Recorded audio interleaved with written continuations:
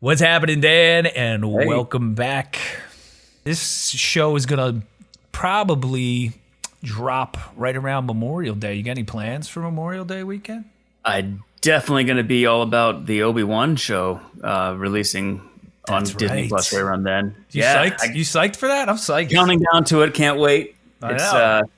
That trailer looked like that Awesome. trailer is already one of the top Star Wars movies I've seen. Yes, it was amazing. It was fantastic. I was like, wow. The special effects were better than the first three Star Wars. Yeah.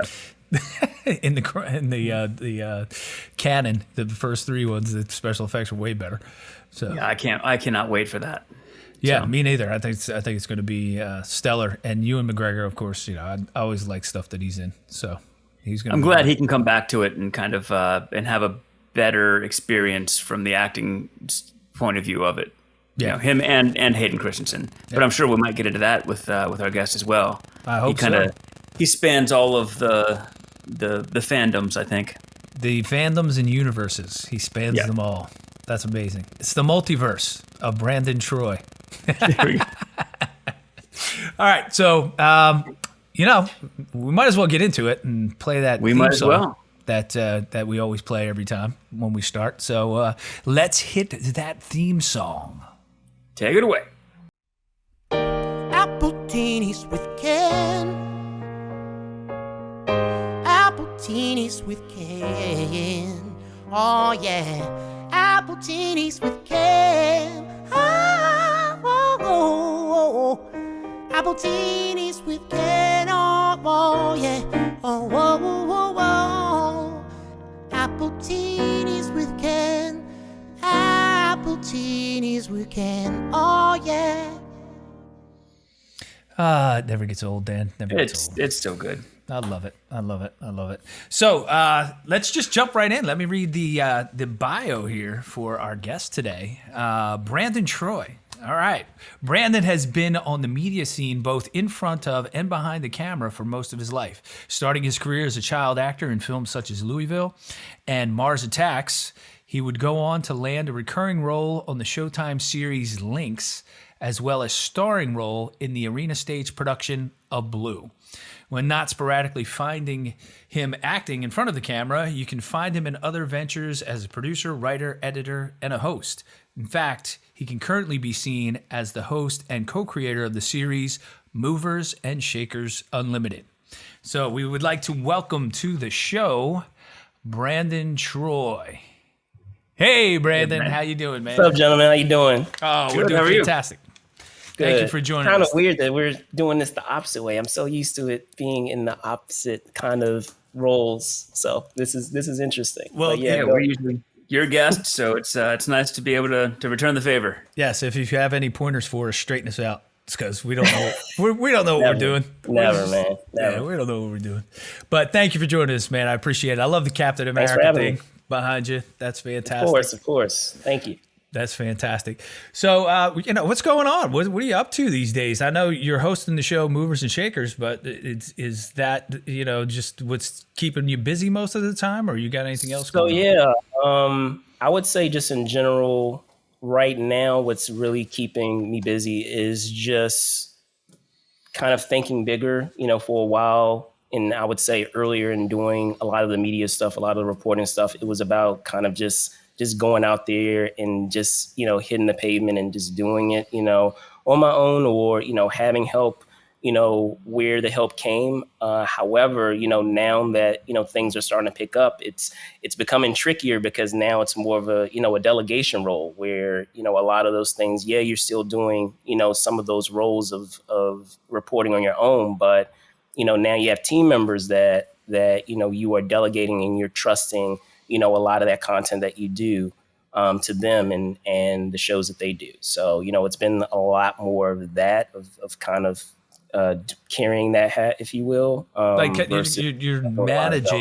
You're managing people, right? And what they are bringing to the table and making sure they get their stuff done. Right. That's good. And then on top of that too, which I was going to say with shows too, of trying to think, a bigger picture of, how can, we kind of meld what our respective missions are, whether it's a film festival, whether it's a convention, and finding ways to, do partnerships and kind of meld our respective missions, together, instead of just kind of doing it on a typical basis of thinking of, okay, I'm just covering the show, thinking bigger of, okay, would you need help of, me over helping with your programming, or would you need help doing this? These are the skill sets that, team members have, that I have, that, other colleagues have that are a part of this. Why not why not bring that to the table to, what you guys do? So cool. So one of the things that really interests us is, like, how did you get involved in the industry itself? Like, not only just acting, but and you sent over pictures of you when you were a kid. If you could talk about that early start, and then how Sure. I was like, how far you want to go? So 1986, I'm just kidding. So I guess, and I know we were talking about this offline, is just the idea of, acting wasn't something, or just performing in general wasn't something that was really in my periphery initially. Funny fact is, I went through a lot of the standard, growing up, a lot of those standard phases of things that interest you. I went through a Teenage Mutant Ninja Turtle phase. I was obsessed with Teenage Mutant Ninja Turtles for a long time. Which is funny because that came full circle Comic-Con wise, which I'll remind me to get into. That came full circle. That was kind of surreal. But outside of that, I went through the dinosaur phase that a lot of kids went through, but it went even further than that because, at some point during that time, I was like, okay, I want to do this for a living. And I did all the different programs for kids, Smithsonian, all that stuff, to be a paleontologist. So we were talking about multiverse, right? A variant Brandon somewhere would have been a paleontologist. Nice. So I, going through that phase, which is why, Jurassic Park was so insane, because it hit right at that time of me, going through that phase and having a passion to do that.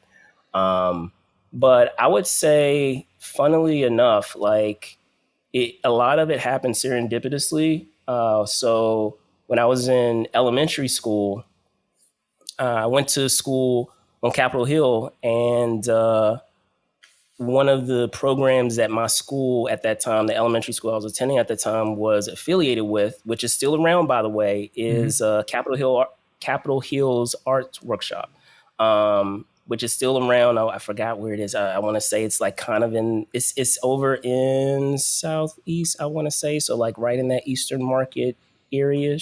I know where you're talking. But yes, so they still do, programs to this day. And when I was there, I did all types of programs with them. I did gymnastics. I did, they had a acting program that they did where they did some kind of hybrid type of, play that they did in partnership, I want to say, with Elliot Hine, which doesn't exist anymore. It's actually a Harris Teeter now. It's that Harris Teeter that's across the street from Eastern Market. It used to be Elliot Hine. And they did a production of The Wiz way back when. And in doing that play and performing in it, I came across, other, child actors too, because all of them, we were all playing munchkins. And so for one of the actors, I don't know where he is now, but you need to hit me up, man, because it's been forever. At the time, he was, professional actor. His name's Bobby McAdams. He went on to do other things. He went on to do New York Undercover. For any of those you that remember New York Undercover, he did a day player role on there for one of their episodes, and he actually went on to also do a long forgotten series, but I mean it was on for, I want to say, a couple of seasons. Minor Adjustments way back when. But hey man, like I said, love to know what you're up to now. I know we lost touch earlier in our career. Love to know what you're up to.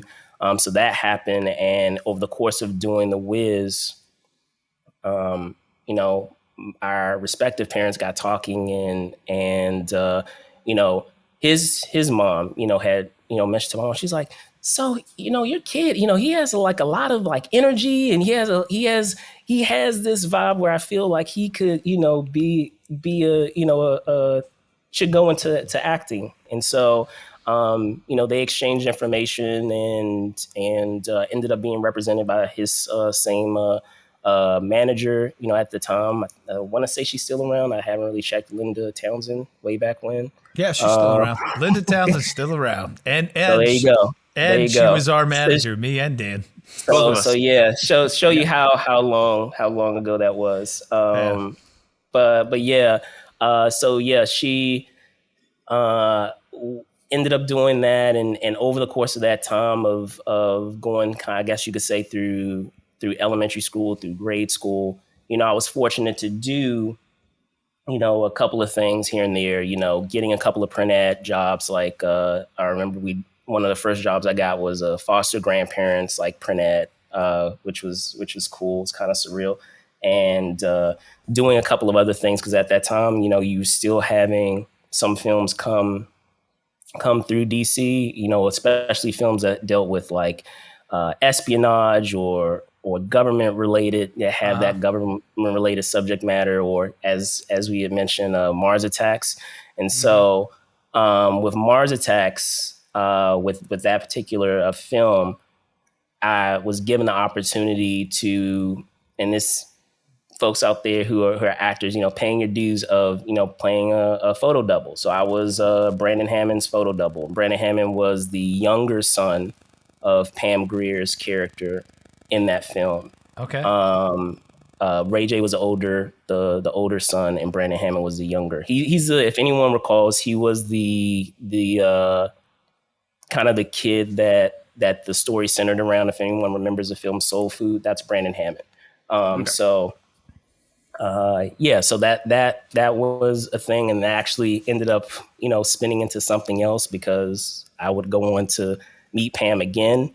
But additionally, even with, the photo double role was an opportunity to be a Boy Scout. To this day, you could still pause that film and you could see me running from the spaceship, which was pretty cool, because we actually did shoot it right on location at the monument. Oh, nice. And they shot at least a lot of the neighborhood scenes and stuff over by like Rhode Island Avenue, if I recall. Mm-hmm. So like a lot of it was local. That's awesome. That's awesome. Yeah. So you sent me a picture. I'd like to bring this up with Andre Braugher. What was that project? What was working with Andre like? Okay. All right. So I'll get there. So flash forward a couple of years. I was given an opportunity to be a part of this short film called Louisville.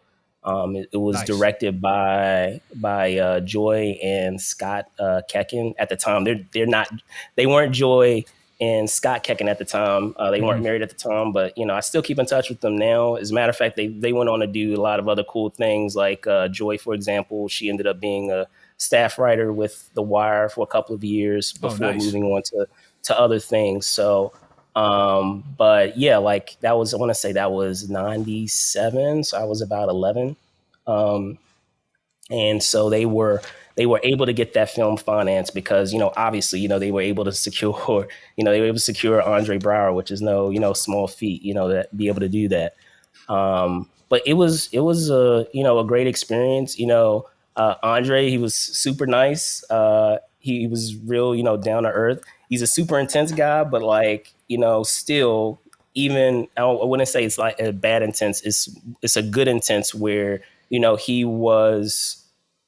he cared a lot about the story. It didn't matter whether or not he was doing a large film or doing this short film.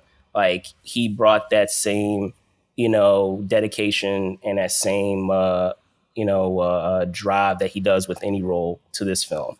So, to be able to observe that and to, observe how he worked was great. So he is one of my favorite actors, has been since, I stumbled on Homicide way back in the day. And then, everyone talks in glory about Denzel Washington and Morgan Freeman, but I loved him in that movie, Andre Braugher. So I've always loved his work. It was wild to see him on Brooklyn Nine-Nine doing such a different kind of I kind of know, thing. I know. Yeah, indeed. I mean, even that, and just thinking of like other films that he's done too. Like, he's not even in the whole film, but you could still feel his presence there, even though he's in the first couple of minutes of the film is the mist. So like, he was awesome in that, in the few minutes that he is in that film. A friend of mine was in this one of the big storylines for him in Homicide is he had a stroke because Pemberton was such an intense character Yeah. and they didn't tell this kid he was probably like 16, 17, and he's being interrogated in the box and they didn't tell the kid. They said something's going to happen, it's planned, roll with it, but they didn't tell him what. And then Brower, Pemberton has the stroke and this kid just completely. So it was a pretty amazing. I mean, that was such a. I missed that show, and I don't know where to stream. I haven't seen it anywhere available, unless I've just missed it. Yeah, I don't know. I mean, I'll have to look that up. maybe you can see it on YouTube. I don't know. Maybe I don't know. Who knows? I'm pretty sure you can see anything on YouTube if you really go down a rabbit hole. Right. So you also, in your bio, you said you did some theater work in a production called Blue. Tell us a little bit about that.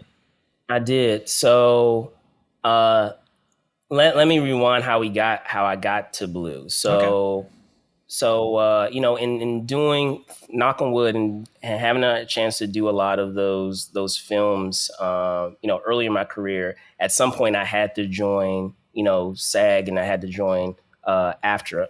At that time, they weren't even merged. To tell you how long ago this was, they were separate. They weren't even together, merged together. But in auditioning for a show called Lynx, which is off the air now, it used to come on Showtime. Basically, if you were to kind of at a quick glance explain what it was a story that's centered around a bar, kind of put it on its head, where you have instead of it being a predominantly white cast, they had a predominantly black cast. They had like some crazy ensemble of actors. I mean, I can go down the list: Stephen Williams, Golden Brooks, Pam Grier, Daphne Reed, George Stanford Brown, like insane ensemble. And that's how, going full circle again, is getting back to hooking back up with Pam, because there were a lot of times, BTS wise, where after takes, she would still hang out even though they weren't shooting, didn't need to be on a set. She would still be there, just to observe, the photo doubles, and still, hang out with, all the photo doubles, her photo double, or even like her co-star's photo double. So, she was still cool about that. She would still be on set even when she didn't really need to be, just to observe like the goings on, on set. And so it was cool to like reconnect, with her. And in doing that show, it wasn't something that I initially got. Initially it was actually given to someone else, and I like to get into this later of just that idea of I feel of just being prepared for the moment, so to speak. Is another actor, another child actor got that role, and then after already knowing that I didn't get the part, that they told me, oh, you were so close, you were like the second person. Like, I want to say 6-7 months later, they realized that it wasn't a good fit with the actor that they had. And because I guess it was issues with like memorizing lines or what have you, being prepared, that type of stuff. And they reached back out and they were like, hey, are you still available? We would like to have you, come and shoot this show. And so, I went to, was it St. Petersburg, Virginia, and because it was shot at Tim Reed's, I believe it's around now, if I recall. But it was Tim Reed's studio that he has with Daphne Reed that they had at the time, and they shot the show there.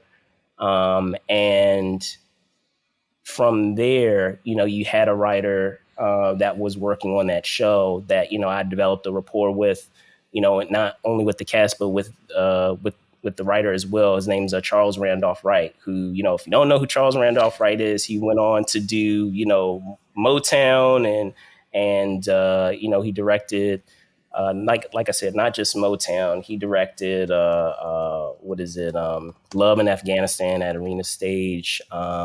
He ended up writing Blue. So because of that experience, or should say that circumstance of kind of, assisting this production when they were in a bond of, being ready to go by the time, because they were like really on time constraints because they were behind, of being able to hop right in there, do what needed to be done, with that role and being prepared. I guess I, created enough of an impression where, Charles reached out a couple of years later and said, hey, I should say there were a couple of times where we would do like readings periodically over the course of those 2 years. So if we're picturing like 90, because we shot Blue in 97, 98, and maybe over like a year and a half, periodically, like we would do readings in like, random places, whether it was in DC or New York. And, he would have people read with us, like different actors. And then like at some point, Felicia Rashad came on and did one of the readings. And at the time I didn't think anything of it. I was like, okay, I'm just doing a couple of auditions here and there. And so finally, in like 99, I want to say mid 99, like he reached out and said, so we're doing a production at Arena Stage. I know you're in DC, and, since you've been reading for this part, I actually would like for you to play this part. Nice. And then at that time, he also like revealed to me, he was like, yeah. And the reason why I wanted to do it is because like a lot of this is loosely, around experiences that, I myself had, and then, other relatives, that I know had. So, I feel like you inhabit a lot of those, of those, traits that, not just myself, but a lot of these, actors, or not actors, geez, a lot of these family members that inspired these characters have. So, I would love for you to do it. Mm-hmm. Of course, like, I at the time did it, but it was quite a experience, because in that rehearsal period, because I was still in 8th grade, and kind of prepping to go to high school. So it was in like the last, I want to say from when we first started, it was like the top of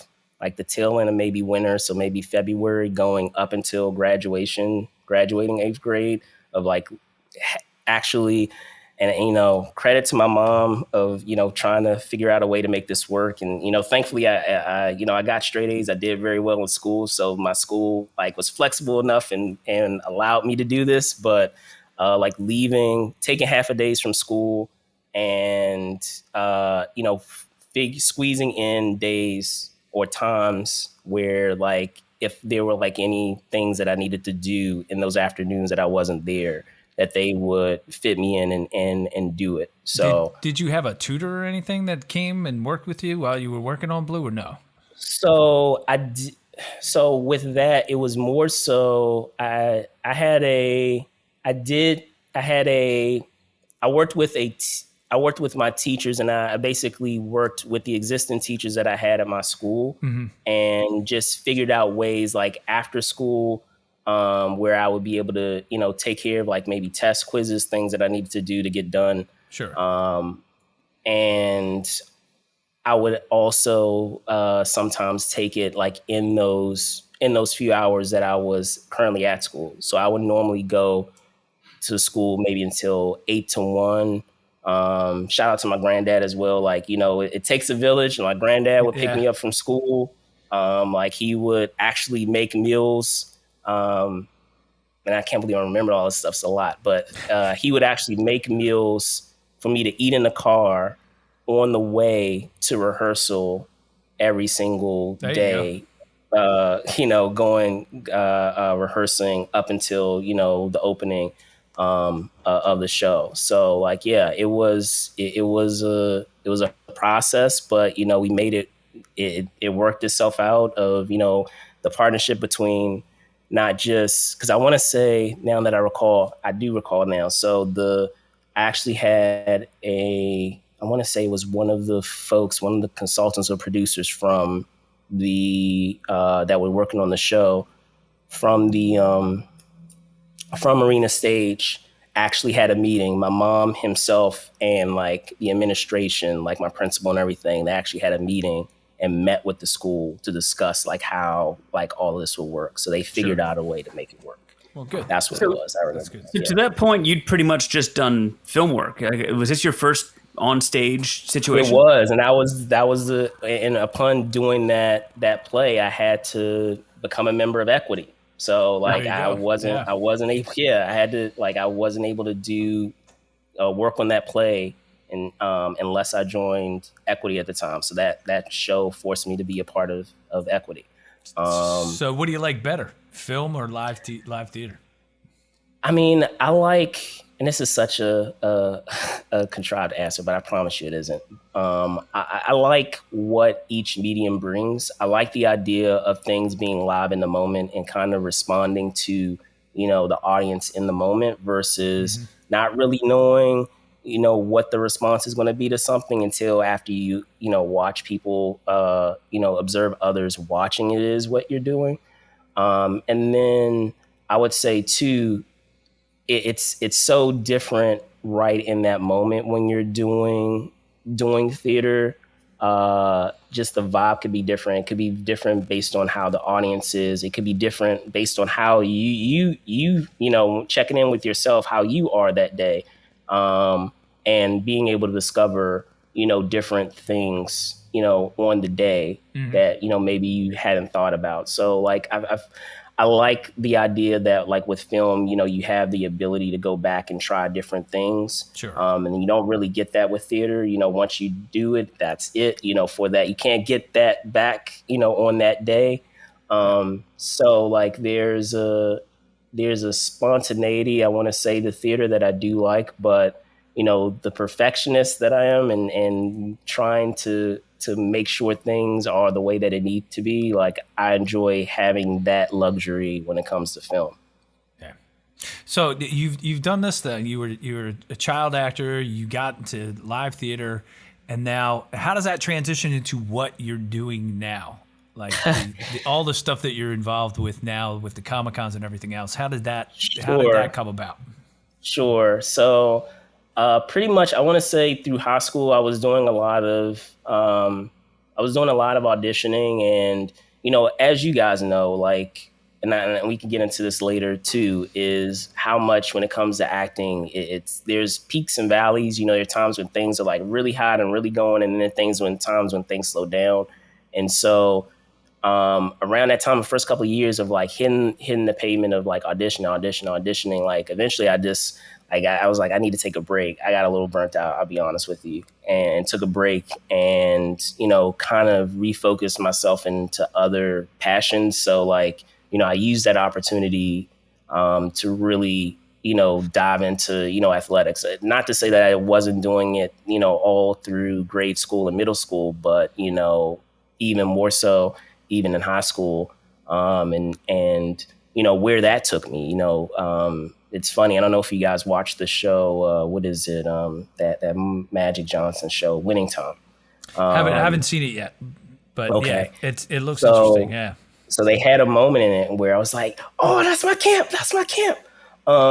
So they featured one of the characters wearing a camper shirt. It's called 5 Star. So 5 Star basketball camp. Oh yeah, so, I know about those 5-star basketball camps. Yeah, so like in high school, I actually went to 5 Star basketball camp, and so anyone who knows 5 Star is that like you go to 5 Star if you like really intense about basketball and you like really serious about where basketball is going to take you. And so I was fortunate that trivia wise, if anyone is not familiar with 5 Star, you have a lot of pros that come through that camp. 5-star, so the 3 years that I was there, 3 summers that I was there, over the course of that time, you had Chris Paul before he was playing for Wake Forest. This is before he went to the NBA. He was there. Like it was like, I want to say it's his junior year in high school. You had Montel Webster, he had a career with the Portland Trail Blazers. He went on to play with the Wizards for a little while before I want to say career ended. And then Linus Kleza, who I want to say Lithuania. He played with the Nuggets for quite a while, kind of in the Carmelo era, and then I think he still plays overseas. I want to say he still plays overseas, but he did have a stint in the NBA. So, you have instances like that. And then I want to say Kevin Durant, too, because Kevin Durant, since we were at Hampton, Sydney, which is in Virginia, for those of you who don't know, Kevin Durant is local to us, in the area. Yeah. So I want to say he ended up going to that camp because it was near home. Just for those of you listening at home and listen to this podcast, when Brandon referenced that he's local to us, he's Prince George's County, in Maryland, which is just outside of D.C. And it's a great basketball proving ground, I want to call it. And if you haven't seen Swagger yet, Brandon, it's loosely based off of his time in the 5-star academy. And so if you get a chance, and you haven't seen it yet, but if you get a chance, that's what it's all about. It's about those camps and cool. Those kids going through those camps. So it's kind of a cool connection. That and the sycophant sneaker executives who come after them, exactly, which would be me, right? I'm right. Just like which also plays a role in winning time too. They have a lot of like fun moments of things where they'll tease, oh, this person's going to become this person, or this person's going to go this way. So I highly recommend if anyone who has not seen it yet. And I know right now that there has been some controversy surrounding the show because some folks that have been portrayed that are, real people have been complaining that that's not how I am. But I'll just say that there's a disclaimer at the beginning that says that it's fictionalized. I know some things are true, but I'm sure they exaggerate a couple of things here and there. So, but getting back, so I was playing basketball, over the course of that time. And then also during that time, even though I wasn't specifically getting into acting, I was still working within that vein of doing a lot of things, exploring different roles behind the camera, whether it was, writing stuff, directing stuff, editing stuff, that type of thing. And, thankfully, locally or local-ish, whether it's locally or at least on the East Coast, you have programs for high schoolers over the summer that allow you to do that, to be able to edit and do film projects and do those types of things. So, over that time, I was fortunate to do a few of those programs that, allowed me to kind of get my feet wet, so to speak, in doing those different roles. And so after leaving high school, I ended up in undergrad doing theater again. And it was more because of circumstance, because at the time, my heart was hard set on going, believe it or not, to UCLA. And so much so intense was my, aspiration to go to UCLA. I actually, thinking back of when I was in middle school, my mom and I, and God bless her, she took off from work, or I should say she brought her work with her, and we stayed in California for a month to do pilot season, just to do auditions. And that's a good mom right there. Yeah. Shout out. So yeah, over that month, of staying out there, she also took it upon herself. It's like, okay, well, since we're out here, we're going to also visit UCLA. And, I'll never forget it. And I can't believe they were so, honest about this, to a 12-year-old, because I was in 6th grade at the time. I told them, oh, my aspiration is to do your film program and all this stuff. And, they told me at the time, it was like, listen, we can picture, based on, trajectory that you have right now, maybe at some point we, may consider accepting you at UCLA, but just keep this in mind that, you still have to try out for the program as a junior. And so a lot of times, we'll advise to students to go to USC for 2 years and then transfer over to UCLA. And, me at the time, I'm like, gosh, I got to go through all of that just to go through, your film program. And I was like, okay. So and pondering that and visiting a couple of other schools and being kind of shallow because the school offered me, the high scholarship, I ended up going to Ohio Wesleyan, in school out in Midwest in Ohio. And, unheard of again, like it's really unheard of to actually have a school that offers a theater scholarship. Like it's not very common. And so being able to find a school that offered that, that was still kind of in the wheelhouse of what I was trying to do with film, I ended up doing that. And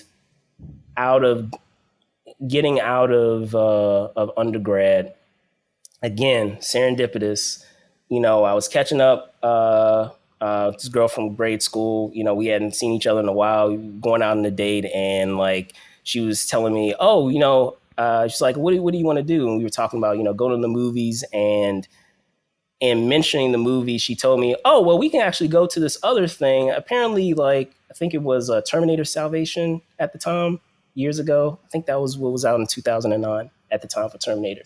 But I digress. Like, I want to say it was a Terminator film, and we were planning on seeing it open at night, but she was like, well, why don't we see it early? I was like, what do you mean? She's like, oh, well, I have tickets to this advanced screening. So like, if you like to go, we just go to this advanced screening. I was like, okay, cool.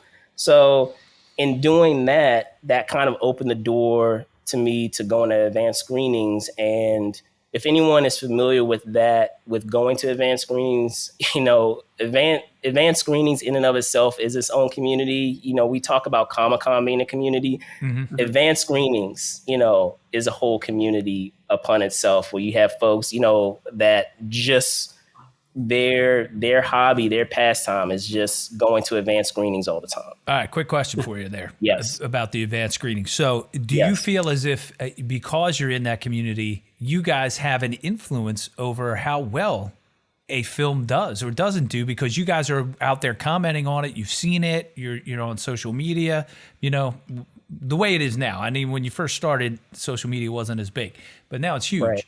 So you go to an advanced screening, you like the film. Do you think that has an influence on how well it does? Or you don't like the film? Do you think it has an an influence? Yes and no. Yes, in that, it can provide good buzz to a film, mm-hmm. That may otherwise not really have any buzz surrounding it. But no, in another way, because at the end of the day, the studio a lot of times is controlling the narrative when it comes to that film, because a lot of times what will happen is some films you're not even allowed to even talk about until like the day before, which is not a good sign that you can't talk about it until the day before releases. Sometimes it's the film still turns out to be good because, they may be asking you to embargo something because they don't want any spoilers to get out. I know, like, a lot of times with like a Infinity War and Endgame, they didn't really do a whole lot of screenings because they wanted to kind of keep a tight lid on everything. So in examples of that, I would say it's a bit of both. So like it can help a film that otherwise might not get a lot of eyes in front of it, but for those bigger films, some of those films, they just print money. Like, they're going to make money regardless. Sure. One way or another. Or what'll happen is, like, the studio will control like how word gets out about the film. So, so tell us a little bit about Movers and Shakers. What are you doing on Movers and Shakers? I know we've been on there a couple of times. So. Yeah. So, Movers and Shakers deals with just that idea of people that are like, I want to say, at the pinnacle of their, careers, and being able to shed a light on what it is that took them, or what it took for them to reach that status or that role. Because oftentimes, I've come across it all the times, and I'm sure you guys have too, where, a lot of people say, oh, I've always wanted to do such and such. But I just don't know what I need to do or what it entails. And so I think that it's helpful to be able to shine a light on that, and not only shine a light on what it is, on what things you need to do in order to get to that position or in that in that job, but also understanding and appreciating, the sacrifices, the various things that are needed to get there. So, maybe, for someone who wants to do that role, they may have to reassess, do I really want to, go through all of that? Or maybe it also allows them to really, dig deeper and say, okay, you know what? I understand that it's going to take X, Y, and Z, but, I'm still passionate about this. It allows them to kind of calibrate, how passionate they are in that, about that particular positional role that they are striving for. So that way, they know what's necessary to get there. Because I feel like a lot of times we always see people in the roles that, many of us aspire to be in, but we don't see the things that it took to get them there. Like it's cool that they're doing this, but, understand that they had to do this, and this, in over the course of their career to make that happen. So. Yeah, nobody's an overnight success. That's not, that's a myth. It may seem that way. Yes, it may seem you're that not, way. Privy to, who they are as of yet. But yes. Yeah. Yeah. I mean, there's a lot of work that goes into it, and, and it could take years and years. Like, most actors that I know, most filmmakers that I know, they've been at it for 20 years before things really started to take off for them. And it's not to say that it can't happen sooner than that, because it has, and it does for a lot of young people. But most people I know in this industry, they've been doing it for 20, 25, 30 years. Yeah. I mean, shout out, and I'll give a shout out to Jeffrey Reddick. Jeffrey Reddick is the creator of Final Destination. Mm-hmm. He was on the podcast on an episode, and him sharing. I had him on a virtual panel, and he had talked about how, like, the pandemic has, over the last 2 years, has really, kind of weeded out, those who are really passionate about being in entertainment, and those who, of whatever, element or facet of entertainment that that you're thinking, whether it's TV, film, whatever the case may be, whether it's in writing, acting, and how many of them, some of his contemporaries have either, have kind of said, maybe I want to do something else, because, like, it's not, happening as of yet. And he brought the fact of, like, listen, like, Final Destination was a rare thing. Many of the other things that I have been 10 years in the making. And I know it seems like, a lot of these things have just, like, sprung up out of the blue, but, I've been hitting the ground, trying to get this made for like 10 years. So that's always, like, kind of why. That was the advice that he gave people. It's like, give it 10 years. If you can't do 10 years, then you may need to reassess, but give it at least 10 years. So that way you can really say that you really invested and did it. And so that's always kind of why, like, you get a band that their first album is just incredible, and their second, because that's the music they've been out there making for the last 10 years in the little clubs that you haven't ever heard of, and then all of a sudden their record drops, and it's basically their first chunk of their lives' greatest hits, and then their second album is, two good songs and nothing else. So, we don't know how long they've been perfecting that first thing that came along. Indeed. All right, so you were talking about. Sorry, Ken. Go ahead. You were talking about panels. I know you're involved in. You said the Rhode Island Comic-Con. You're involved in Awesome Con here in DC, and you also go out to San Diego for Comic-Con every now and then, right? Yep, a couple of months. It's weird. It's been 2 years, but yep. Yeah, it must be great to be back out at these things. But I know you host host panels. What's been your favorite experience? What's been the best either panel or just experience that you've had at one of these cons that you carry with you? He's gonna say Night Watchman. He's gonna say Night Watchman. Indeed. As a matter of fact, like, it was my idea to bring it all together. So because, like, I enjoyed the film so much. So, and being able to share that with others at that con, it was really awesome. And the logistics of getting all of that to work, because I remember that was like a lot to wrangle all you guys together in one place, because I know everybody's busy. So, thanks to you guys. Appreciate you guys being able to divvy out some time to do that.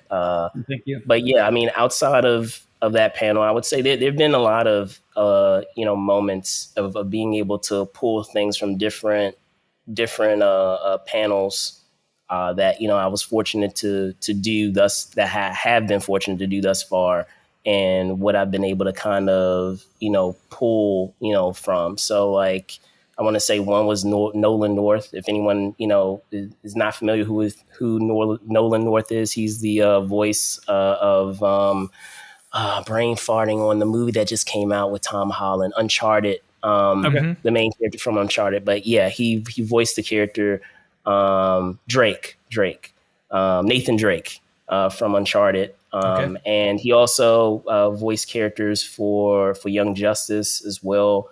But like he's been at it for like, he's been a voice actor for like, decades, and, him talking about his career and the different experiences that he had of meeting people that he never, anticipated that he would ever meet, because he had always looked up to, the work that they had done in as voice actors, the voice of what is it, Optimus Prime, or the voices of, the Animaniacs, like, all of these things that, in your wildest dreams. And he even commented on himself, in my wildest dreams, I never thought that I would, be sitting across from a lot of these people, working with a lot of these people. And even in other cases of, and I know we were just talking about Rhode Island Comic-Con, of being able to do the Batman panel, because you had some folks on there that, I really enjoyed their work. Donald Lowe, shout out Donald Lowe, man. What's up, man? Being able to him share, his experiences of, working on Blade and working on, Gotham, and a lot of those BTS stories of how the character of Quinn came together.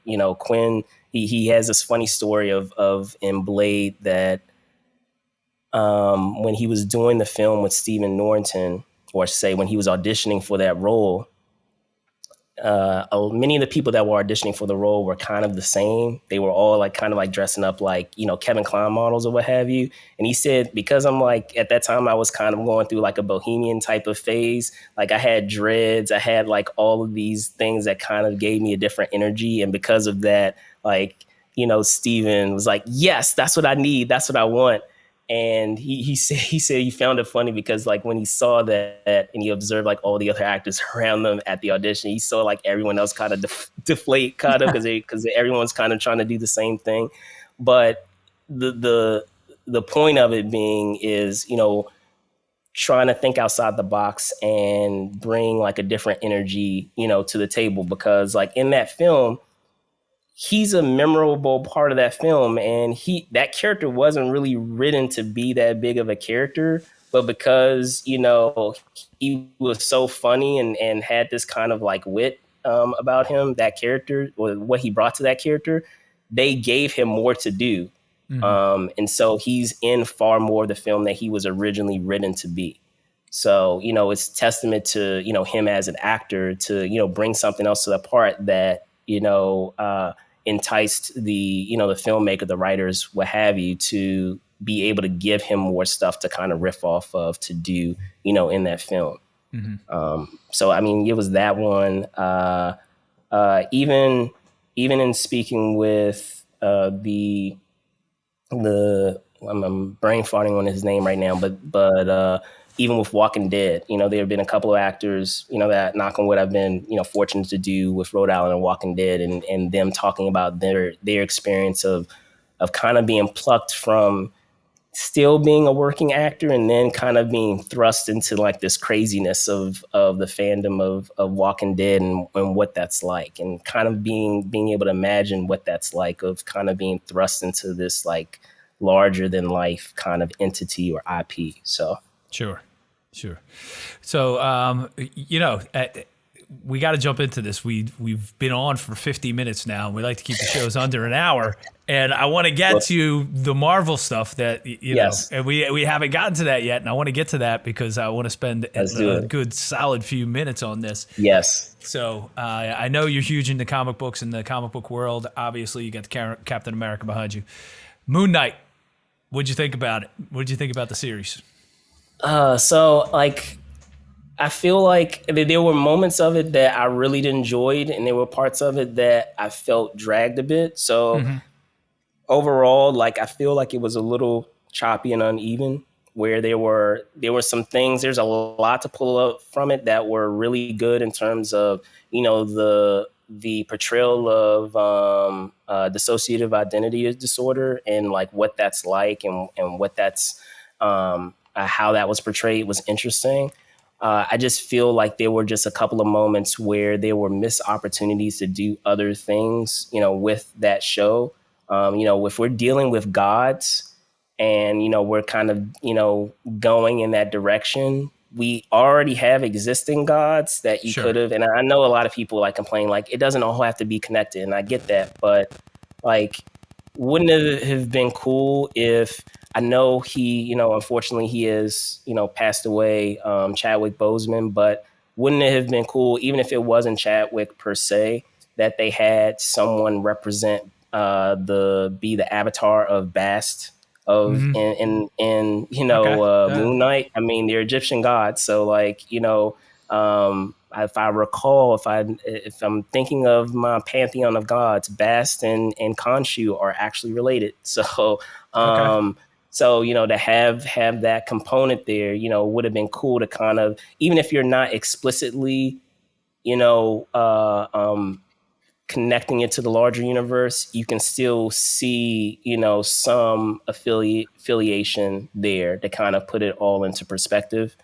And then even additionally too, you know, I don't want to say this because I do know who the villain of the new Thor movie is. Maybe you guys don't know, so I'll save that and hold that close to the vest. But it is God related, and it is a villain that's heavily intertwined with gods. The God moniker is in his name. That's all I'll say. But you know, somehow connecting that, you know, that could have been something interesting too, to kind of connect the dots of what's happening in, you know, the Thor movie based on what was happening in this film of you know, why weren't all of these gods around, and they could have been preoccupied with something else that could have been connected. So Well, you know what, watching this series myself, I felt like it was kind of slow. I thought they did too much of the building up of the backstory of all, you know, and I wanted more Moon Knight stuff. I wanted him in the costume more often. I did. That was just my thing about it. But I was not disappointed by the final episode because now I know where they spent all their money. So yes, you know but I mean? will say this: I feel also there was a missed opportunity to have the third personality explored more in this season. I don't like that they kind of stayed that to the end. I knew what they were doing. They were hinting at it, and I think why they did it that way. Earlier. I know. I'm not disagreeing with you. What I'm saying is I see where they were going with it, and I know the reason they did it the way they did it was because it opens the door to do more if they choose to moving forward. You know, it just opens that door because they saved it to the boom, and now we learn more about that third personality in moving forward with the story if they choose to do so. They may not. I don't know. You know.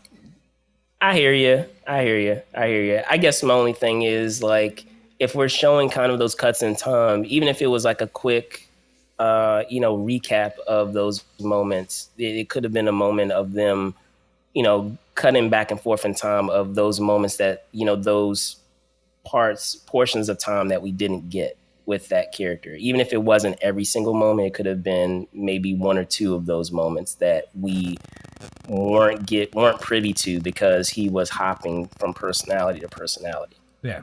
But I got you, like, you know, being able to hold it there and explicitly spend, you know, the next season if we get one. If we get one, that's the thing. That's the whole thing. If they did change the on the last episode 6, it originally said series finale, and it's now changed to season finale on the listing. So I feel like that's a good omen. The good sign. And I think they were just waiting to see how well it would be received. And I think it's done well enough that it warrants another season. moving forward. Indeed. The only problem I had at the beginning, and I've gotten over it now because I like Oscar Isaac as an actor. I think he's great. Yeah. But my thing was it was the Jack Reacher syndrome. You know what I mean? Like Jack Reacher in the books, when you read the books, Jack Reacher is a big dude. And they just did an Amazon series on Jack Reacher where the dude is humongous. He's just a big dude, right? Yeah, and yeah. I really enjoyed it. I really enjoyed that series. And I enjoyed the Tom Cruise movie as well. But Mark Spector is a big dude. He's a mercenary. He's in the comic books. He's a big guy, right? And that's what Oscar Isaacs is not a huge guy, but he's a great actor. And I was able to see past that and get it, But at first I was kind of like, I don't know if I'm going to like this because Mark Spector is, he's a mercenary. He's a big dude. He's tough.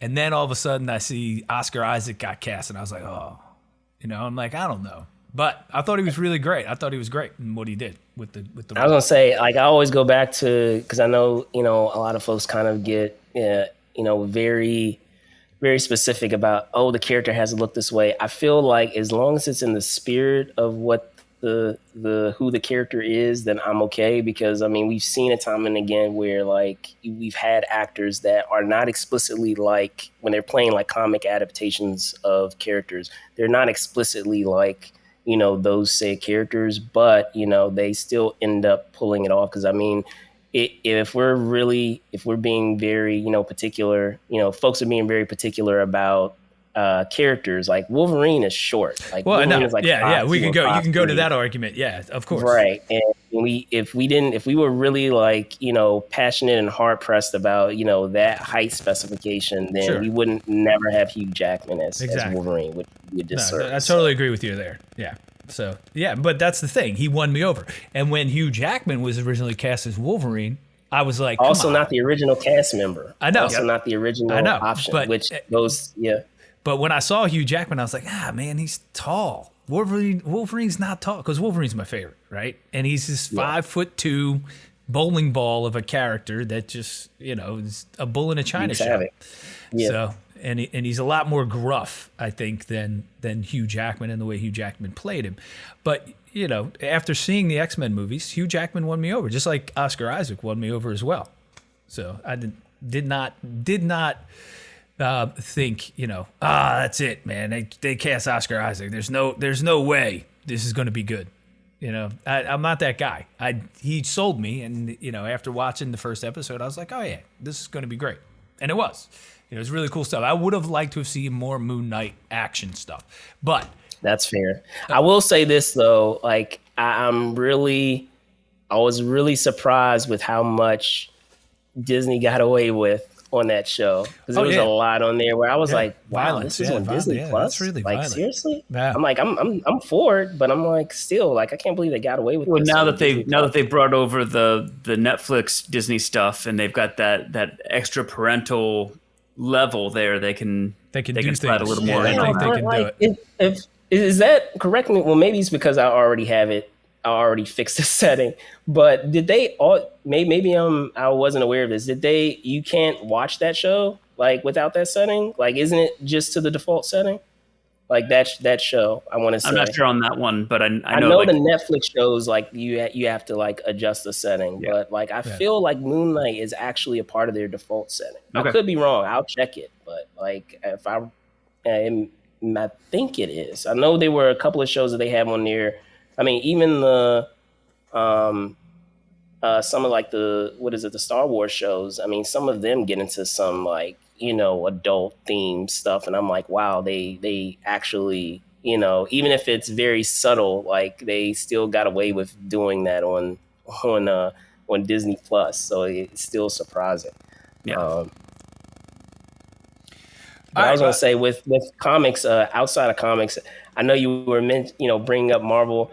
I would say I'm a superhero person in general. Okay. I just appreciate when that medium is done well. And right now, like, DC has been kind of hit or miss, and consistently, not all the time, but most of the time, Marvel has done all right. So you're telling me that your favorite movie is Green Lantern. Come on, man. I'm just messing with you. You know that. Well, we've been on for an hour, so we got to kind of wrap this up now because a lot of information, a lot of really cool things that you're involved in.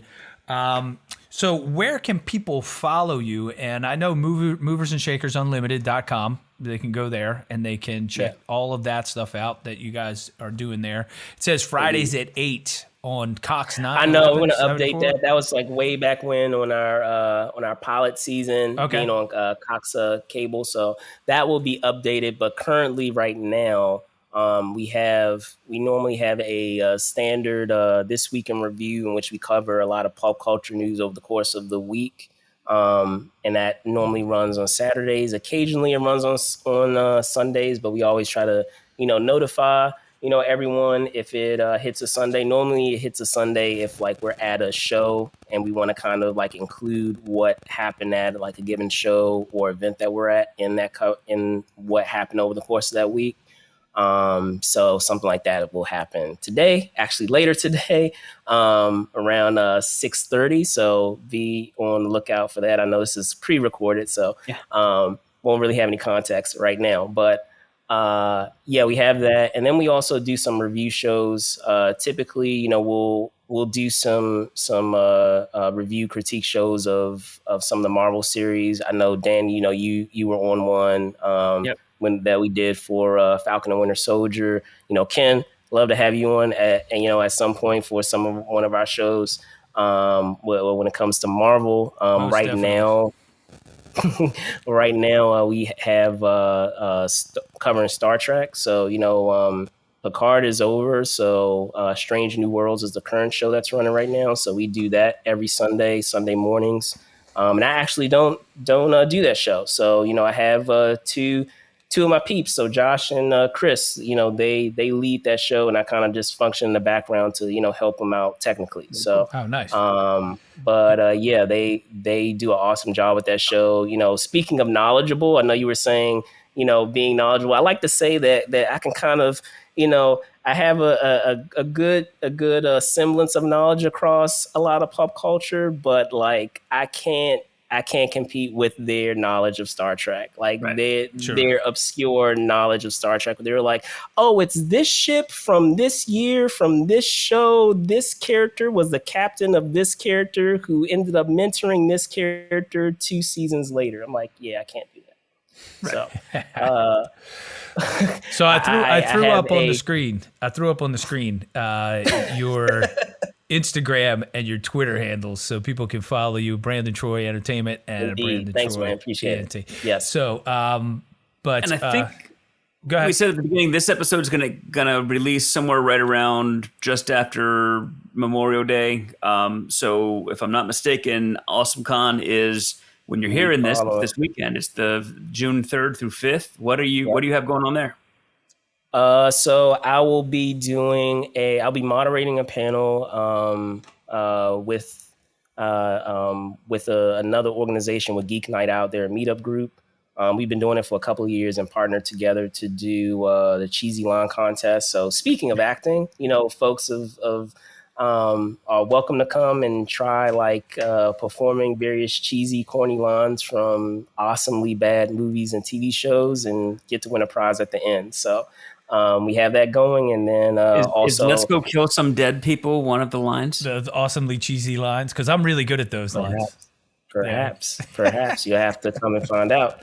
And then also I'll be assisting Chris, who I mentioned before with Star Trek. He actually has this is the second year that he's doing the panel, which is Who's Worthy of Lifting Mjolnir. So that should be fun. And he has heroes and villains that they will argue and shoot out to the audience of who's worthy of lifting Mjolnir. So that's great. All right, one last question, and then we'll let you go.